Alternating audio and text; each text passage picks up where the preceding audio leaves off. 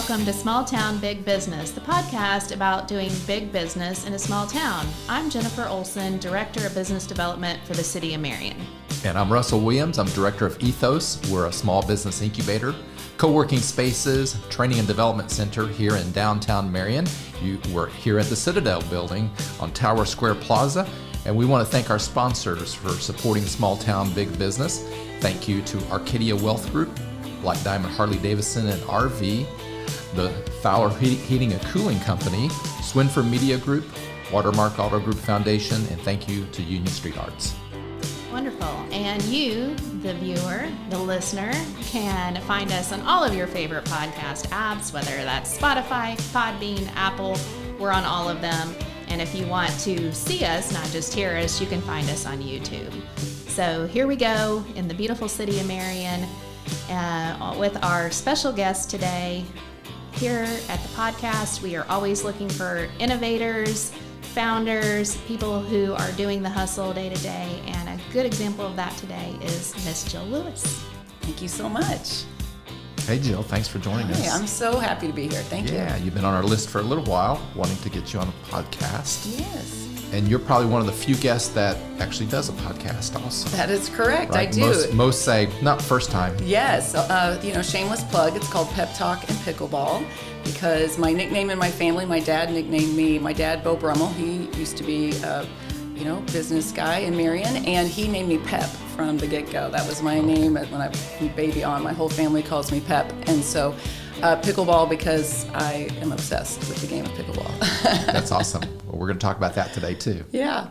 So tell us a little bit about yourself, a little bit about your background and where you come from and how you got into what you're doing now. Sure. Well, my parents moved us here when I was in the 4th grade, so back in 1983, and I went to Marion schools, Longfellow, Marion Junior High, and Marion High School.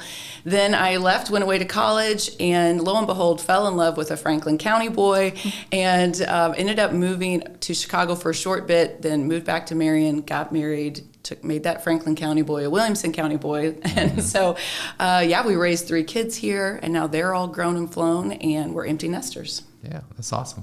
So during that time, while we had kids at home, my role was pretty much mom and wife. I did try to dabble into marketing jobs. I did a lot of just various jobs through the years. I even owned my own business for a short while. But in our family, it was just the kids liked it when mom was home. And I always felt the pull both directions. I laugh and say, you raise your daughters to, okay, go be your college prep, and then you're in college, is your career driven, and then you get married and you have kids, and it's this weird life of like, I don't know which role I need to be playing, but I want to do both. And trying to navigate that and figure that out was difficult. So, all during that, I was a group fitness instructor, just part-time for fun. I was really into fitness. I'm a natural performer. I don't know why, but that's just who I am. I was on my college dance team, and I loved doing that. And leading these classes was a lot of fun, but it was just a hobby. And then when I was in my early 40s, I found this company, The Faster Way to Fat Loss, and I realized that was an opportunity with me to incorporate my marketing background and my fitness background.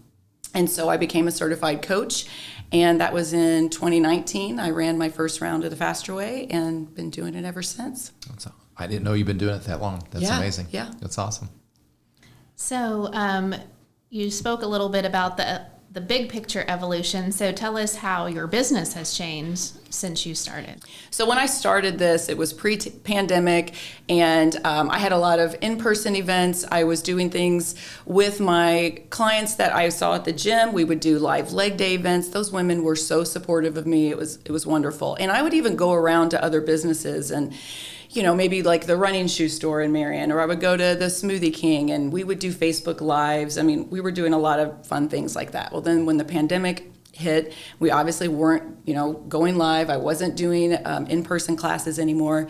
And so I had to get a little more creative and really rely on social media a lot more. And so that was good and bad. I mean, I love doing the in-person events, but it also helped me broaden my audience and really focus on social media because that's all I had at the time. So really working through social media, and my business has changed because I've been able to find my audience, and I've really honed in on the skill, I think, of really niching down and just getting to know who is the woman that wants to work with me, what are her pain points, and what is she experiencing. And so that's really helped my business, and that's kind of my focus now. Is I've been able to, when I started out, I wanted to help everybody. I wanted to help husbands and wives and grandmothers and college students, and now I really focus on the midlife gal that wants to lose fat. She wants to feel better. She wants to lose the inflammation. She's struggling through menopause, and so I feel like my business has really grown because I've been able to find that clear audience. Yeah, I've followed you and I've seen that, and I think you do very, very well. And now you're not always in the same location. So Correct. That's different than how you Absolutely. Probably my favorite part about my job and being a business owner is that everything I do is virtual. It's a digital fitness and nutrition program. So I'm coaching my clients from anywhere. My husband and I went to Switzerland, and I was still coaching my clients from Switzerland this summer. It was an amazing trip, but I'm still connected to my clients. And if I go to Florida for parts of the winter, then I'm able to still maintain a connection with my clients. And, even going back to that, the pandemic, I think what that did was for a lot of businesses, it just accelerated that virtual aspect of our business, and it helped everybody get more comfortable with it real quick. So because it was a digital fitness and nutrition program, that kind of just accelerated that for even people in a small town that you think, maybe they're not as that tech savvy person out there. I've got women in their 60s and 70s, and I've even had an 80-year-old client that they figure it out. They know what it's like. They know how to get on a Zoom, and they can work with me that way. Awesome. So you can work from anywhere. So are your clients primarily here? Do you have clients everywhere? Definitely started out that I would say 90% of them when I first started were from Southern Illinois. I have little pockets of communities, Marion. I've got a lot of clients over in Murfreesboro, Carbondale area. And then as that word of mouth, that's the wonderful thing I will say about Southern Illinois. The women have been so supportive, the clients that I've had, of sharing it word of mouth.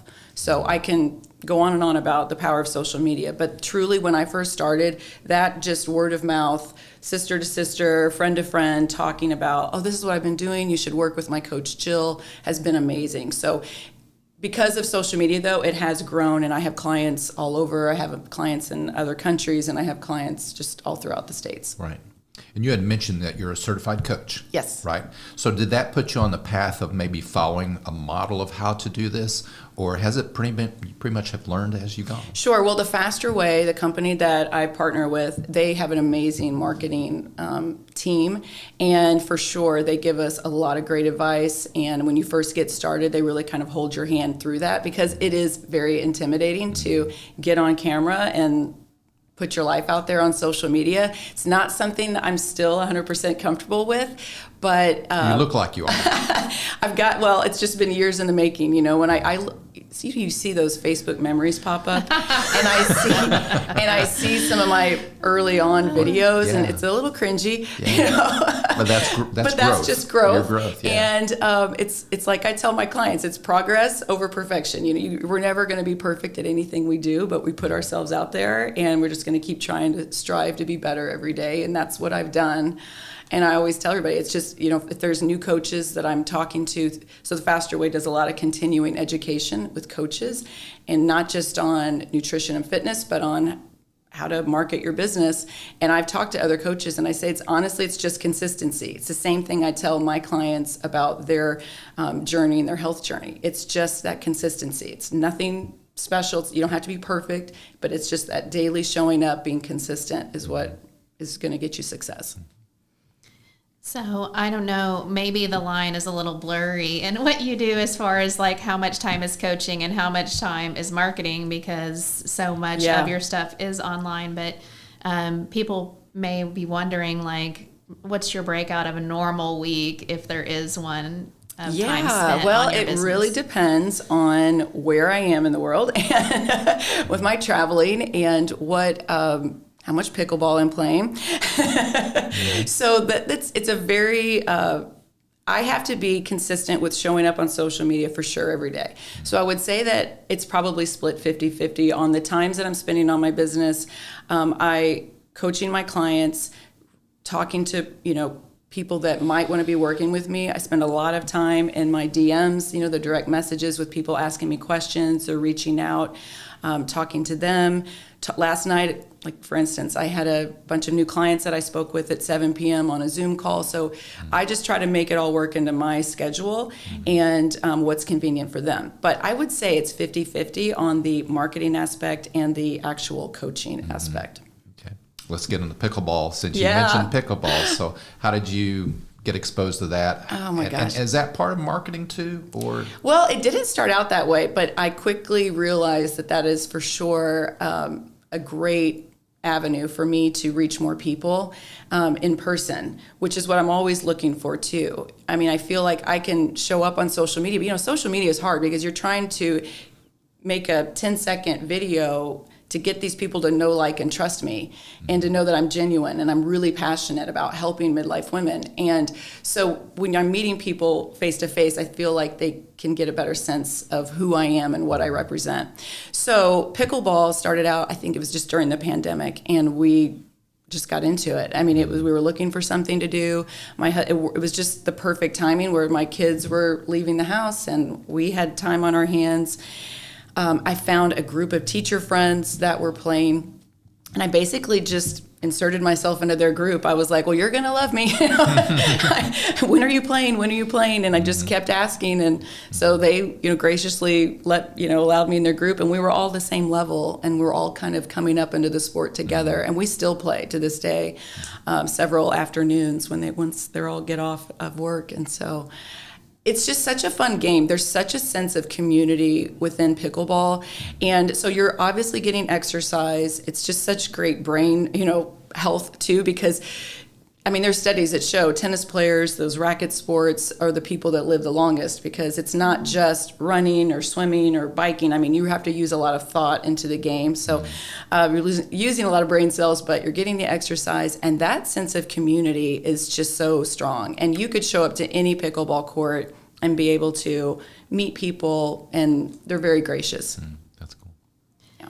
I want to back up because I think it's important for our business listeners. I love that you said know, like, and trust. Yes. I feel like so many businesses, they know they need to be on social media platforms, but they're scared. And I think part of the fear out is not having a theme or not having like a consistent message. So is that something that you came up with? Is it kind of a faster way model? Like, I would say it's a little bit of both, but I have a marketing background, but I laugh because things change so rapidly that what I learned in school in 1995 is hardly, I'm not really using that. There's some principles of it, but for sure the faster way has helped me hone some of those skills. But again, it's just that repetition and then just figuring out what works and really speaking. If I could say anything to other business owners, is that you have got to know who is your client, and inside and out, what do they like? What are they doing? How are they spending their time? What are their favorite stores they like to shop in? What are just everything about your person, and know your demographics. So for me on like Instagram, I can tell the change in my demographics. So I have a creator account. You can have a business account as well, but I have a creator account that allows me to see the analytics of who's following me, what's the age group, and that has changed over the years to my benefit, but I had to work for that. So when I initially started out, I had a lot of young moms, a lot of 30-year-olds were following me. And, as I've gotten older doing this, I think, well, the 30-year-old mom with little kids isn't relating to me playing pickleball for 2 hours in the morning in Florida, Right. It's a totally different group. And I thought, well, my message is really getting muddled here because it's not hitting the right people. And so when I started speaking to the woman that I want to work with and who I have stuff in common with, well, then I noticed over the past year how those analytics have changed, and I'm reaching the right people now. And then that's reflective in the number of followers that I've gained as well. So for sure, that's a big deal. And then it is vulnerable to put yourself out there.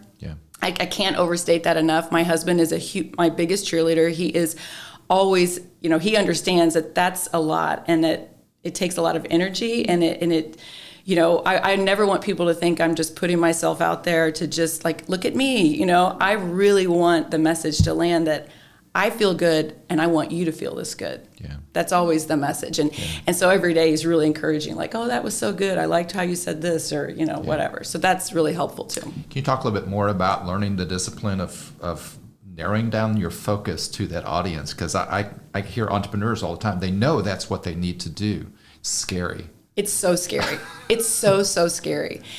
I can give you an example. Like I have a coach friend that I mentor a little bit. She went through a really hard time with her husband had job issues. She lost her mother. They moved. She went through depression. She was really, really struggling. And now she's kind of getting back into the swing of things with her coaching. And I said, that's your audience right there. I know it seems so niche down that you don't think that there's enough people out there for this message to land. But listen, everybody's gone through job loss. Everybody has gone through moving. Everyone, if they haven't, they will experience loss of a loved one.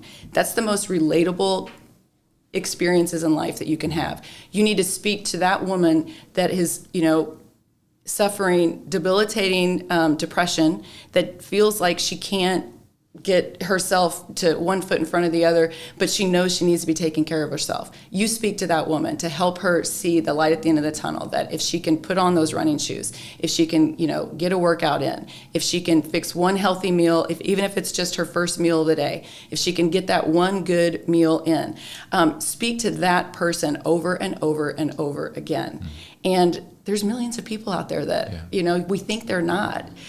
Same thing with me. I'm speaking to an empty nester that's got time. She's looking to meet more, people. She's kind of feeling a little bit lost on like, what should I be doing? This is a whole new phase. My kids aren't here. What's my identity now? It's like, so that is so, so important. So as your target avatar, having just turned 50, what's interesting is I can't remember what your post said, but I can remember my reaction. And it was a post that I heard as your little business, and someone maybe not bringing you up, but kind of putting a dig on like that it didn't have good value.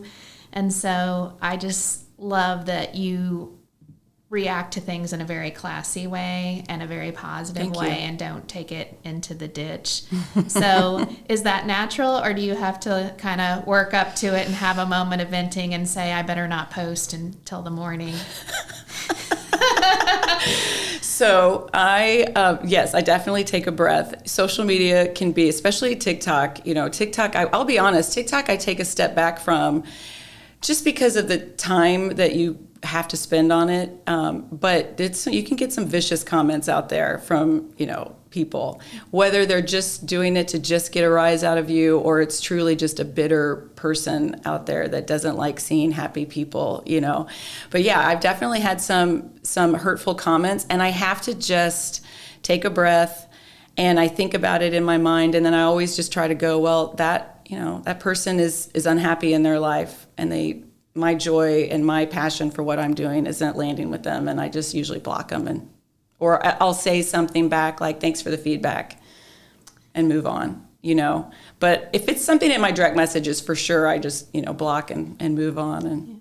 But yeah, it's, you got to have thick shoulders. I had 3 older brothers, so I can handle, I can handle some digs. Well, thank you for returning that serve, because I think it's important for our listeners to hear too that it's not all sunshine. And for sure. That you're going to have those people, and you have to find the capacity to deal with it. So on the topic of platforms, one of my favorite things that you put out is your e-newsletter. Oh, thank you. I think it's awesome. But what do you see the best results from? What do you think, well, if I could cut that, I'd cut that? So the newsletter part is a huge component of my business. So I'm glad you brought that up, because it's not just about social media, which you can have hundreds of thousands of followers, but you have no rights or ownership of that. And that's important to know that. So you have these followers, great, but what if there's a glitch in Instagram, for a week or a couple of days? That's huge for me, that I'm not reaching those people. Well, thank goodness I have over the years, I've been smart enough to collect email addresses and get these people in where it's something that I can have somewhat of ownership over. And so every week I try to nurture these people with recipes or workouts or just ideas, fashion, whatever I think might be interesting to someone like you and I, you know?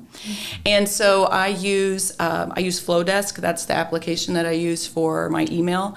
It's very user-friendly. I'm telling you, I'm learning all these things at post 40 years old. And so I laugh about it, but I'm also pretty proud of myself. I have to go, you know what, this is good that I'm learning all these new things, how I learned how to use Canva, and I learned how to do all these, nuances of editing videos and learning how to edit a podcast. That's all stuff that I think this is good for me to keep learning new stuff. I get that from my mom, by the way. She's 86. I hope she doesn't mind me saying. And she still wants to learn. She's like, as soon as you stop learning new things, you're going to get old. So, So learning all these new things, it can feel intimidating in the beginning, but just keep at it. Thank goodness for YouTube and, Google. That's our best friends. And if you're a small business owner, so I use that every week and try to make it pretty and aesthetically pleasing for my followers, and just give them messages of hope, of messages of encouragement, messages of you can do this, and here's how. Simple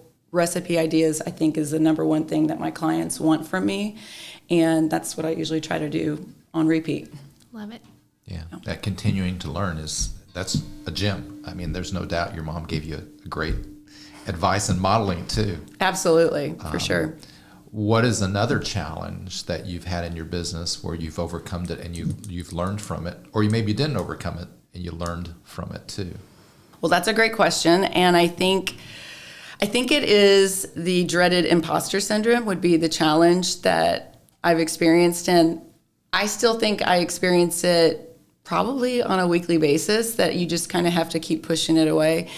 And I know I have the knowledge. I do. I know I have the knowledge. I have the fitness background. My nutrition knowledge is spot on. But there's still a part of me that's like, but I'm not technically a registered dietitian, or I'm not. And I'm like, I don't need to be. Like, I know these things in and out. And I think, but I'm not I probably have a few more body fat percentages than this person does. And it's like, get that out of your head. So I do battle that. And it's just the constant telling myself that, you know what, I do know what I'm talking about. And I'm not the person if someone's wanting to compete in a bodybuilding or a bikini competition, I'm not their coach. I'm the coach for the gal that wants to wake up with so much energy to thrive through her day, to be happy, to enjoy time with friends, to go out to dinner, to have a couple of drinks on the weekends. Like, that's my gal. And I relate to her, and I can help her feel the best that she can. And so I have to constantly go back to, okay, what is your why? And know that you do know what you're talking about, and the kind of person I want to work with, like, I can help her. Yeah, that's excellent. Entrepreneurs have that balance. We all have that balance between self-doubt. But the self-doubt helps us learn more. That you've already mentioned is that you're eager to learn more, but then confidence too. And it's almost like back and confidence forth. Is tough. I was talking about this recently on social media. I had a photo shoot. I do a lot of things for my newsletters or website or whatever. In my social media, I need pictures. And it's one of my most dreaded things that I do. And I don't know what it is, but women especially, we are great at taking photos. I will take the most amazing photos of you guys. I will do everything I can. But, you think about, I was asking my followers, I'm like, when's the last time you had a photo shoot that was just you? You're the only person in it. And I guarantee you, it was probably like their wedding, or maybe when they were pregnant, and you've got all the good hormones going for you and you're feeling good. I mean, it's, as a almost 50-year-old woman, it's like that is still uncomfortable for me to do. And it's so ridiculous. But, we're very critical of ourselves. And I still feel that, even though, I'm promoting everyone. I want you to feel confident. I want you to have the energy. I want you to be healthy for you and your family. But, we all have our little issues that we battle. But that builds trust, too. Sure. Knowing that you're real. You've got, still got your own issues. Yes, exactly. But, and it's amazing that you're able to not just be an image that seems kind of plastic, Yeah. but just be a real person. Right. Well, we're talking about podcasting earlier. That's kind of why I started the podcast, was because I want people to get to know me, and it's not just that 10-second Instagram video of showing the highlights and everything. And so I feel like it's a deeper dive on what I can talk about. I love the platform. I love this platform so much because you can really dive deeper on the topics of women's health, wellness, fitness, mindset, what it's like to be an empty nester, things I'm feeling.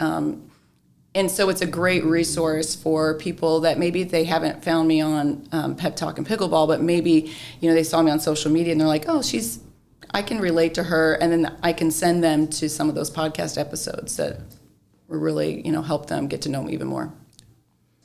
Well, I feel like your brand is recognizing you. Do you want to tell us a little bit about how you have become a part of their videos? Oh, yeah. So in the Faster Way, I do, they asked me, I'm a bar instructor. I teach locally at Aspire Yoga Studio, by the way. Okay. And so they recognize that I teach, I'm a bar instructor. And so I go down to, the Faster Way is based out of Clearwater, Florida. So I go down there and I film several times a year for the app. Our app has, 100,000 people on it that are doing the workouts. And so get on there and they can see me leading the bar workouts, which is really fun. And then I also have done some photo shoots with them as well. So it's very flattering and it's nice to be recognized for sure. Yeah. Great. So obviously we are in a world of shortcuts, surgery, shots, all these things. How do you stay the course?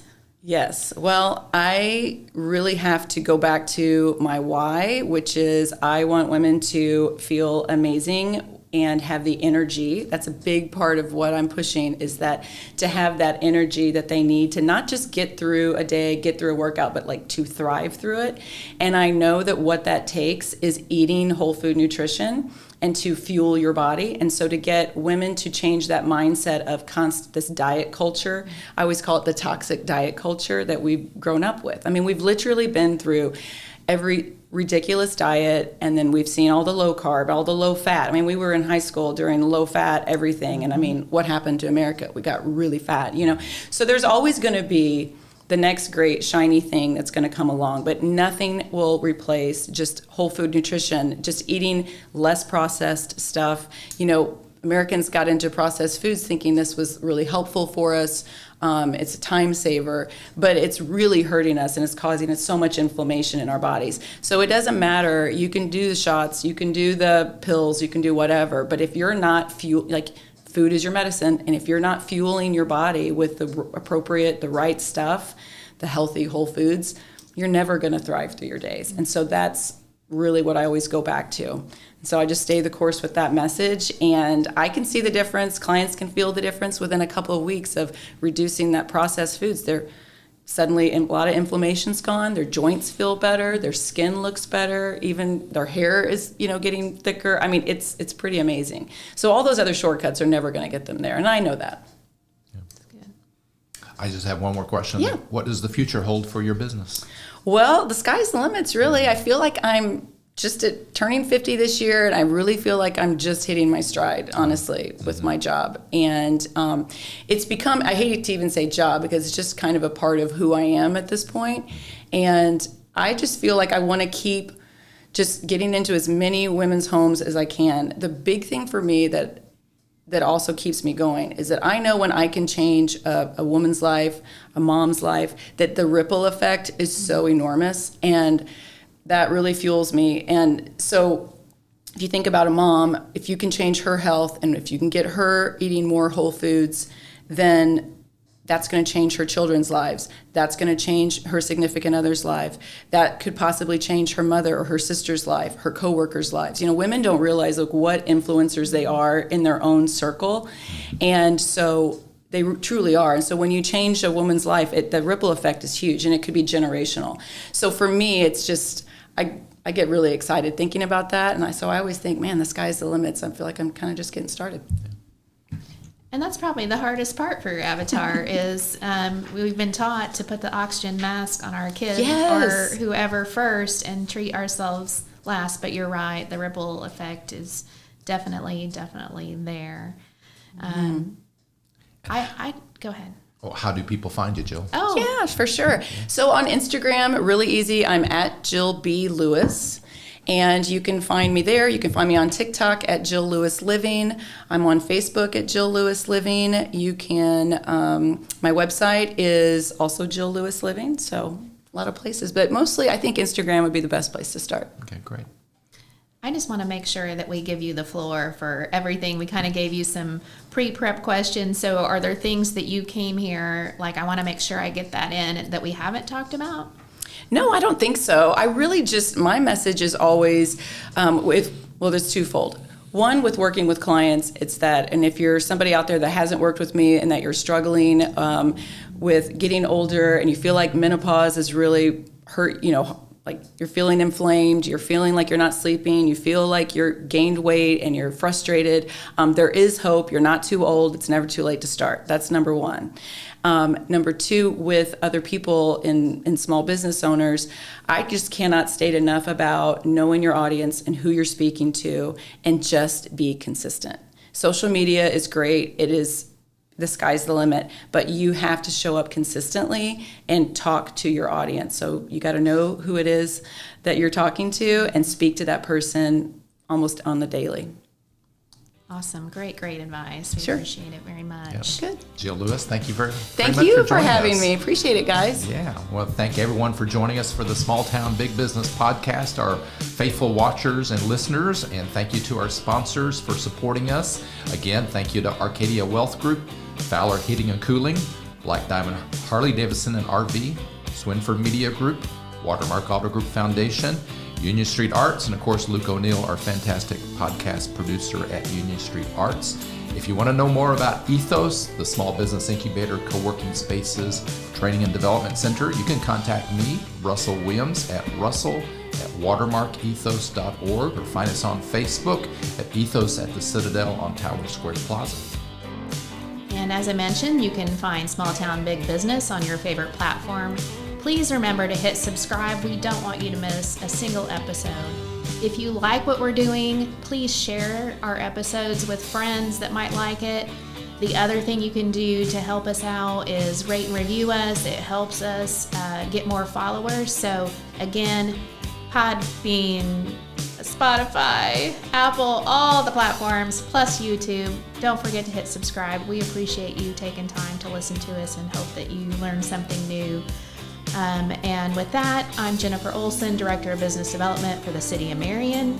The best place to find all my contact information is on LinkedIn. Just add a 618 after my name. And if you're in Marion, you can find us at the new City Hall, which is 350 Tower Square Plaza, formerly First Southern, formerly Bank of Marion.